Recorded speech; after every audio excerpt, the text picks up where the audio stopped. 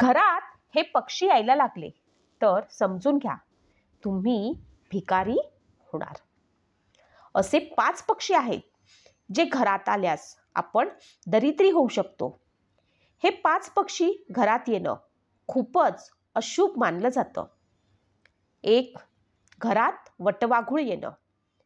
आपल्या घरात वटवाघुळानं आपले घरटे केले व तेथेच ती राहू लागली तर समजून जा वाईट काळ आला आहे.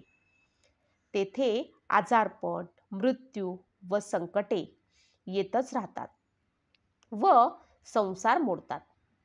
तसेच भाऊबंदकीत भांडणे होतात, आपल्यात दुरी निर्माण होते व घरात नेहमी अपशकुन घडतच असतात. 2. कावळा. कावळ्यानंही घरात घरटे बनवून राहणे अशुभ समजले जाते. म्हणजे ते काहीतरी संकेत असतात. एखादा शोक समाचार मिळणार आहे. 3. घुबड.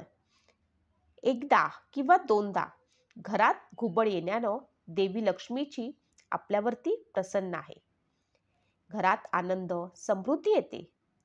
पण जर सतत घुबड घरात येत असेल तर आपण विनाशाकडे खेचले जातो व नेहमी संकटे, अडचणी येतात. हे पक्षी घरात येणे जसे अशुभ मानले जाते तसेच काही पक्षी असे आहेत जे घरात येणं शुभ व आनंददायक असतं. जसे चिमणी. चिमणी घरात येणे व आपल्या घरात घरटे करून राहणे खूप शुभ समजले जाते. असे मानले जाते की ज्या घरात देवी लक्ष्मी स्थायी रूपात निवास करते त्या घरात कोणत्याही प्रकारचे अडचणी व संकटे येत नाहीत.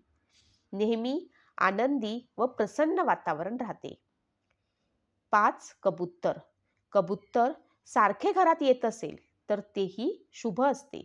ते आनंद घेऊनच घरात येते. त्याचबरोबर काहीतरी शुभ समाचार कळवते. ग्रामीण भागात तर पक्षी पाहायला मिळतात, पण शहरात मात्र कधीतरी दैवी संकेत म्हणून अचानक अशा घटना घडतात व आपल्याला येणाऱ्या शुभ किंवा अशुभ गोष्टींची जाणीव करून देतात. असेच नवनवीन उपाय व तोडगे जाणून घेण्यासाठी माझ्या चॅनलला सबस्क्राईब नक्की करा.